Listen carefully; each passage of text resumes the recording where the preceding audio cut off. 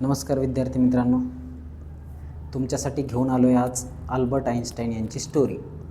तर आज सर्वप्रथम मी अल्बर्ट आइन्स्टाईन यांच्या जन्मदिवसानिमित्त सर्वांना शुभेच्छा देतो.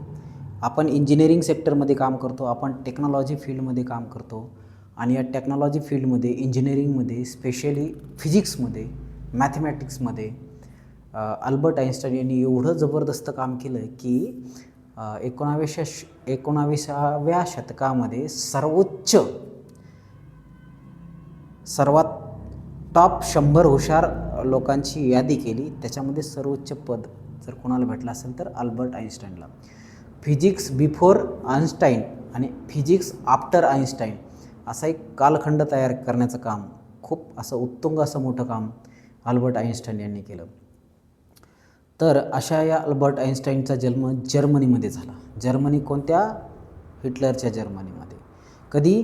तर 14 मार्च 1879 साली जर्मनीमध्ये झालं. जर्मनीतल्या एक छोट्या खेड्यामध्ये झालं. आणि त्यांच्या वडिलांचे नाव जे तर हार्मन आइन्स्टाईन होतं आणि आईचं नाव पॉलिन आइन्स्टाईन होतं. तर वडील हे जे आहेत इंजिनिअरिंग सेक्टरमध्ये काम करणारे इलेक्ट्रिकल इंजिनियर होते आणि ते निकोला टेस्ला यांच्या कंपनीमध्ये काम करायचे. आणि आई जी आहे तर म्युझिक टीचर होती. तिला म्युझिकचं ज्ञान होतं आणि ते म्युझिक हार्मोनियम वगैरे वाजवायचे.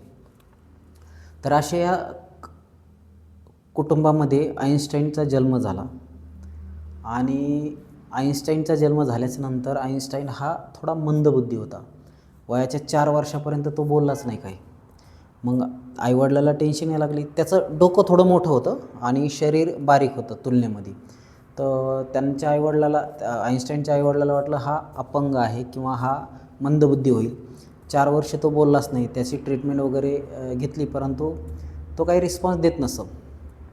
वयाच्या 4थ्या वर्षी तो बोलायला सुरुवात केली त्याने आणि पहिले सेंटेन्स बोलला तो की सूप खूप गरम आहे, the soup is very hot, असे त्याचे सेंटेन्स होते.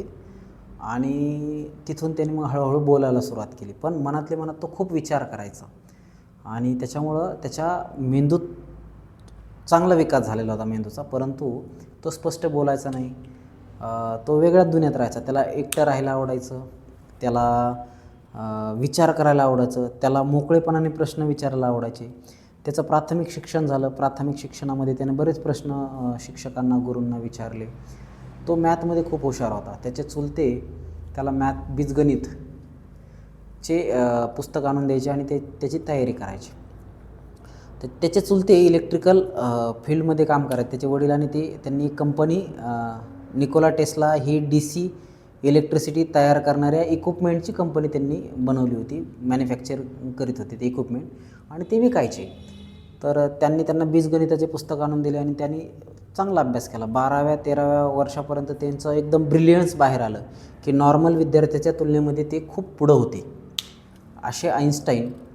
नंतर मात्र त्यांना थोडा त्रास सहन करावा लागला. गरिबी परिस्थिती एवढी काही चांगली नव्हती.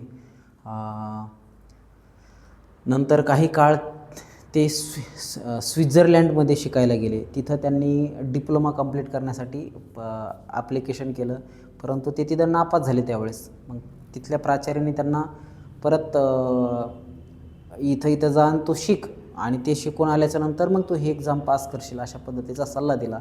ते परत तिथं गेले आणि तिथं त्यांनी त्यांचं ग्रॅज्युएशन कंप्लीट करून मग ते इलेक्ट्रिकलचा डिप्लोमा करण्यासाठी त्या पॉलिटेक्निक डिप्लोमा करण्यासाठी त्या स्कूलमध्ये टेक्निकल स्कूलमध्ये त्यांनी एंट्री केली आणि डिप्लोमा कंप्लीट केला. तर या काळामध्ये त्यांनी एवढे प्रश्न विचारले शिक्षकांना का अगदी शिक्षक हैराण होऊन जायचे आणि रागवायचे सुद्धा. त्यांना फ्रीडम आवडायचं. त्यांना असं वाटायचं की मला कधी मी सैनिक कधी होऊ नये, कारण सैनिकांचं आयुष्य हे गुलामासारखं असतं. त्यांना चालताना बी स्पेसिफिक हातवारे करून चालावं लागतं त्यांना आणि कधी पण गोळीचा शिकार होऊन त्यांना मृत्युमुखी पडावं लागतं. अशा पद्धतीचे त्यांचे विचार होते आणि त्यांना भविष्यामध्ये सायंटिस्ट व्हायचं होतं आणि शिक्षक व्हायचं होतं. मग त्यांनी त्या पद्धतीचा अभ्यास केला. तर बघा त्यांचं त्यांचे 2 लग्न झाले. एक मालवा मारिक यांच्यासोबत 1903 या साली त्यांचं लग्न झालं आणि 1919ला त्यांचा घटस्फोट झाला. त्यांना तिथून 2 अपत्य होते आणि पहिलं नोबेल प्राईजचा जो प्राईज भेटला त्यांनी ते त्या पहिल्या पत्नीला दिलं होतं.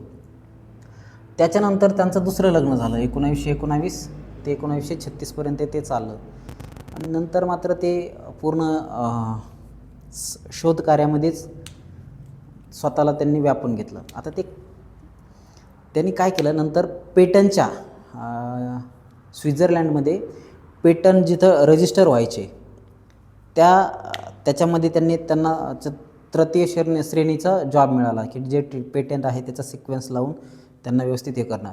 तर याच्यामुळे झालं काय, त्यांना खूप सारे पेटंट वाचायला भेटले. खूप साऱ्या पेटंटचा जे संशोधन शास्त्रज्ञांनी केलं होतं ते वाचायला घेतले. मुळातच ते हुशार होते, त्याच्यात परत पेटंट वाचायला भेटले. त्याच गडबडीत त्यांनी त्यांची PhDचं कामसुद्धा कंप्लीट केलं आणि त्यांनी त्यांची PhD पूर्ण केली. तर आणि खूप नॉलेज त्यांना भेटलं आणि त्याच्यामुळं आणि सुरुवातीलाच त्यांच्या डोक्यामध्ये असे विचार यायचे की सूर्याच्या किरणाच्या गतीने जर आपण गेलो तर काय होईल. अशा पद्धतीचे कल्पनायुक्त विचार त्यांच्या बालमनापासून त्यांच्या मनामध्ये फिरत राहायचे आणि त्याचा परिणाम त्यांच्या संशोधनावर दिसून आला. त्यांनी काय काय संशोधन केले तर खूप सारे केले. ॲव्होगॅड्रोज नंबर फाइंड आउट केला. त्याच्यानंतर क्वांटम थिअरी ऑफ लाईट याचा पण त्यांनी आविष्कार केला.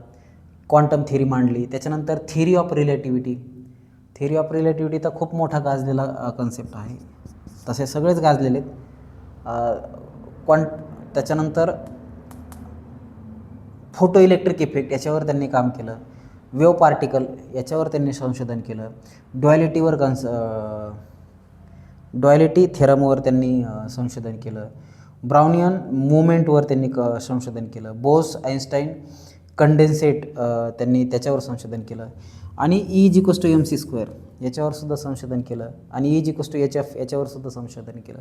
तर असे हे महत्त्वाचे संशोधन आहे. त्यातलं क्वांटम थिअरी ऑफ लाईट या संशोधनाबद्दल त्यांना 1921 साली नोबेल हे सर्वोत्कृष्ट पारितोषिक भेटलं आणि त्या पारितोषिकाचे पैसे त्यांनी त्यांच्या पत्नीला दिले. आता त्यांच्या संदर्भात एक गोष्ट अशी ऐकायला भेटती की त्यांना लग्नाच्या आधी एक अपत्य होतं आणि त्या अपत्याचा जिक्र त्यांनी केलाच नाही. त्या अपत्याला नेमकं काय झालं, त्यांनी विकलं का काय केलं का कोणाला दत्तक म्हणून दिलं. पण अशी अफवा आहे की त्यांच्या मृत्यूनंतर 84 वर्षानंतर ते कळालं की त्यांनी त्या मुलीला विकलं होतं म्हणून. ओके, अशी अफवा आहे. म्हणजे वस्तुस्थिती आय डोंट नो एवढी, परंतु ती मी ऐकलेलं आहे. परंतु हे सगळं जरी असलं त्यांच्या वैयक्तिक लाईफमध्ये, पण शास्त्रज्ञ म्हणून ते एकदम प्रचंड व्यक्तिमत्व असलेले, प्रचंड हुशार असलेले व्यक्तिमत्व होतं. तर पहिल्या महायुद्धामध्ये त्यांचा संशोधनाचा काळ होता. संशोधनामध्ये जर्मनीमध्ये सैन्याचे खूप बेकार हाल झाले. जर्मनीला खूप साऱ्या अटी शर्ती लागण्यात आल्या, त्यांच्यावर बरेच कर लागण्यात आले. त्याच्यामुळं जर्मनीला एकदम कॉम्पॅक्ट हे झाल्यासारखं झालं. त्याच्यानंतर मग जर्मनीने परत हिटलरचा उदय झाला 35 नंतर आणि 35 नंतर उदय झाल्याच्यानंतर 45पर्यंत हिरोशिमा नागासाकीमध्ये बॉम्बस्फोट करेपर्यंत, म्हणजे हिटलरने सुसाईड करेपर्यंत भयानक महायुद्ध झालं, दुसरं महायुद्ध. आणि या महायुद्धामध्ये त्यावेळेस आइन्स्टाईन जे आहे हे जर्मनीला पळून गेले, कारण ते ज्यू वंशाचे होते आणि हिटलर काय करत होता, यहुदी लोकांना पकडून छळछावण्यामध्ये टाकून त्यांचा हाल करून त्यांचा खून करीत होता आणि गॅसच्या चेंबरमध्ये डांबून मारायचा. तर अशा आइन्स्टाईनवर सुद्धा त्यांनी असं खूप मोठं इनाम ठेवलं होतं की त्यांनी पकडून यांना आणावं आणि इनाम घेऊन टाका. त्यांना मारायचा प्लॅन होता, परंतु आइन्स्टाईननी वेळीच जागे झाले आणि त्यांनी तिथून पलायन केलं आणि अमेरिकेचं नागरिकत्व, अमेरिकेने काय लगेच नागरिकत्व दिलं नाही त्यांना. पहिले 6-7 वर्ष त्यांच्यावर नजर ठेवण्यात आली. त्यांना भीती होती कारण महायुद्धाचा काळ होता. नंतर मात्र त्यांना नागरिकत्व दिलं, त्यांना बऱ्याच सवलती दिल्या आणि त्यांनी खूप भारी काम केलं. मग E=mc² या फॉर्म्युल्याने त्यांनी काय केलं आहे, अणुबॉम्बचा शोध लावला. म्हणजे त्यांच्या त्या फॉर्म्युलेनी अणुबॉम्ब तयार झाला आणि 6 ऑगस्ट आणि 9 ऑगस्ट 1945ला हिरोशिमा आणि नागासाकीवर अणुबॉम्ब पडल्याच्या नंतर मात्र त्यांना धक्काच बसला. आपल्या संशोधनाने एवढं काही भयान होईल, शेकडो लाखो लोक मेले, एवढं काही भयान होईल याचा आईन्स्टाईनला खूप मोठा धसका बसला. आणि याच्यानंतर अणुबॉम्बचा उपयोग होऊच नाही याच्यासाठी त्यांनी अमेरिकेला तसं आव्हान केलं आणि सगळ्या सायंटिस्ट लोकांनी प्लॅन करून पुढं अणुबॉम्बचा हे कमी कसं करता येईल या पद्धतीने अणुप्रोग्रामला आळा कसा घालता येईल यासाठी प्रयत्न केले. परंतु काही देशांनी जसं की भारतसुद्धा आहे अणुबॉम्बचा स्फोट घडून आणून त्याची चाचणी केली. कारण का तर अणुबॉम्ब हा स्वसंरक्षणासाठी आहे असं भारताचं म्हणणं आहे. आणि त्याही वेळेस त्यांनी जर अणुबॉम्ब नसता टाकला तर कदाचित जपाननी शरणागती पत्करली नसती आणि युद्ध थांबलं नसतं. पण या काळात ज्यू वंशाचे बरेच लोक हे अमेरिकेमध्ये स्थायी झाले. अमेरिकेने टेक्नॉलॉजीला प्राधान्य दिलं, त्यांना सिटिझनशिप दिली, त्यांना तिथं सगळ्या गोष्टी पुरवल्या आणि टेक्नॉलॉजी सेक्टरमध्ये अमेरिका ही पुढे गेली. तर याच्यामध्ये खूप मोठं योगदान आईन्स्टाईनचं सुद्धा आहे. आईन्स्टाईन हे मुळातच हुशार होते, त्यांना बऱ्याच गोष्टी आठवायच्या नाहीत, परंतु त्यांचा वेगळ्याच दुनियामध्ये असे राहायचे. ते मेल्याच्या नंतर त्यांचा मृत्यू झाला 18 एप्रिल 1955 वयाच्या 76व्या वर्षी प्रिन्सेस्टन, न्यू जर्सी, युनायटेड स्टेट येथे त्यांचा मृत्यू झाला. त्याच्यानंतर त्यांचा ब्रेन काढून त्याच्यावर बरंच संशोधन केलं की बाबा एखादा व्यक्ती एवढं नॉलेज कसं साठवू शकतो किंवा एवढा हुशार कसा असू शकतो किंवा एवढा कल्पक कसा असू शकतो. म्हणजे आपण कल्पनाही करू शकत नाहीत. त्यांनी अशा पद्धतीची थिअरी ऑफ रिलेटिव्हिटी काढली की याच्या तुलनेमध्ये ते रेफरन्स काय आहे, ब्लॅक होल काय आहे, त्याच्यानंतर लाईट वेव्ह कशा ट्रॅव्हल करतात, मॅग्नेटिक वेव्हज कशा हे करतात. खूप जबरदस्त आणि खूप मोठं योगदान टेक्निकल फील्डमध्ये जर कोणी दिलं असेल तर अल्बर्ट आईन्स्टाईन. यांचं नाव अल्बर्ट ठेवलं होतं त्यांच्या आईवडिलांनी आणि लहानपणी 5व्या बड्डेला, म्हणजे 4थ्या बड्डेपर्यंत तर ते बोलतच नव्हते, 5व्या बड्डेला त्यांना एक निडल दिलं होतं, कंपास दिलं होतं आणि ते दिशा दर्शक तर त्याच्या कुतूहलाने त्यांच्या डोक्यामध्ये ते खूप विचार करायचे की हे मॅग्नेट असं दक्षिणोत्तर स्थिर का राहत असेल. आणि खरी सुरुवात ती तिथून झालेली आहे. आयुष्याला खूप मोठी कलाटणी देण्याचं काम त्या एका छोट्या बड्डे गिफ्टने दिलेलं आहे. तर कोणाचंही आयुष्य कुठं बी बदलू शकतं. आपणही आलेल्या संधीचा चांगल्या पद्धतीने फायदा घ्यायला पाहिजे आणि कल्पकता किंवा प्रश्न विचारायला पाहिजे. नवीन प्रश्न, नवीन मेथड्स आणि नवीन जर गोष्टी तुम्ही आत्मसात केल्या तर तुम्हालाही आईन्स्टाईनसारखं तेवढं तर उच्च होता येणार नाही, पण बऱ्यापैकी तुम्हाला तुमच्या स्वतःचं करिअर घडवण्यासाठी खूप महत्त्वाची हेल्प त्यांच्याकडून होऊ शकते. तर आईन्स्टाईन यांनी नुसतं फिजिक्स, केमिस्ट्री, मॅथ वगैरेमध्ये नाही तर बऱ्याच क्षेत्रामध्ये काम केलं. म्हणजे त्यांचं कर्तृत्व, व्यक्तित्व, राजकारण, समाजकारण, ते म्युझिकचे चांगले वादक होते. त्यांनी कविता बनवल्या, त्यांनी गाणे बनवले, त्यांनी त्याही पद्धतीचा प्रयत्न केला आणि खूप जबरदस्त व्यक्तिमत्व होते. त्यांची अशी हेअरस्टाईल वगैरे तुम्ही बघत असा कधी असं पांढरे केस एकदम खट्याळवरती, असे भारी फोटो तुम्ही बघितले असतील.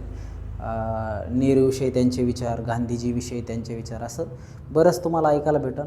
असे उत्तम व्यक्तिमत्व असलेले आईन्स्टाईन यांचा आज जन्मदिवस आहे आणि या जन्मदिवसानिमित्त तुम्हाला खूप शुभेच्छा. तुम्हीही त्यांच्यासारखं उत्तुंग यश मिळवा.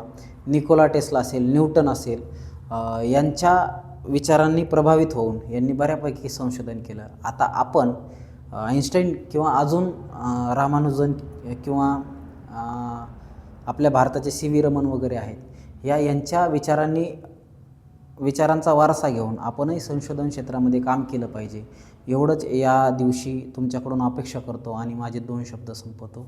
धन्यवाद.